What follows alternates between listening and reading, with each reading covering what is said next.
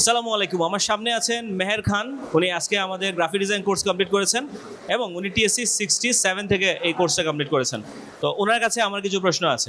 প্রথম প্রশ্নটা হচ্ছে কি, আপনি গ্রাফিক ডিজাইন কোর্সটা কেন সিলেক্ট করলেন? আমি যখন এইচএসসি কমপ্লিট করি দেন হচ্ছে যে আমি ভাবতেছিলাম যে আমি নিজে থেকে একটু ফাইন্যান্সিয়াল ফ্রিডমটা বের করবো। কেন যে ঘাটাঘাটি করি অনলাইনে প্রচুর, অ্যান্ড একটা সময় পর টাইমস এইটির অ্যাডভার্টাইজ দেখতে পাই সোশ্যাল মিডিয়াতে, লাইক ফেসবুকে। দেন ওইখান থেকে আমি গ্রাফিক ডিজাইন, তারপর হচ্ছে web development and digital marketing তিনটাকে নিয়ে একসাথে রিসার্চ করা শুরু করি। দেন আমার সময় আমার সব কিছু মিলায়া অ্যান্ড গ্রাফিক ডিজাইনের যে সুবিধাসমূহ আছে, লাইক গ্রাফিক ডিজাইনে স্টক মার্কেট থেকে ইনকাম করা যায়, গ্রাফিক ডিজাইনে প্রিন্ট ডিজাইনে কাজ করা যায়, আবার ওয়েবেও কাজ করা যায়।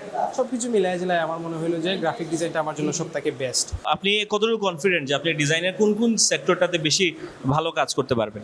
আমি ডিজাইনের মধ্যে সব থেকে ভালো এবং স্বাচ্ছন্দ্য বোধ করি লোগো ডিজাইন প্লাস হচ্ছে যে ব্র্যান্ড স্টাইল গাইডে।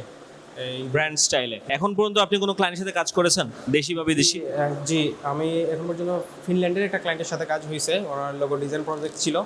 ওইটা অত বড়ও ছিল না, অত ছোটও ছিল না, বাজেট মোটামুটি একটা মিডিল ক্লাসের মতো ছিল। তো আর লোকাল ক্লায়েন্টেরও দুই একটা কাজ করছি। সব মিলাই জেলায় আলহামদুলিল্লাহ আমার যে প্রত্যাশা ছিল, আমি মনে করি যে এই প্রত্যাশার কাছাকাছি আমি।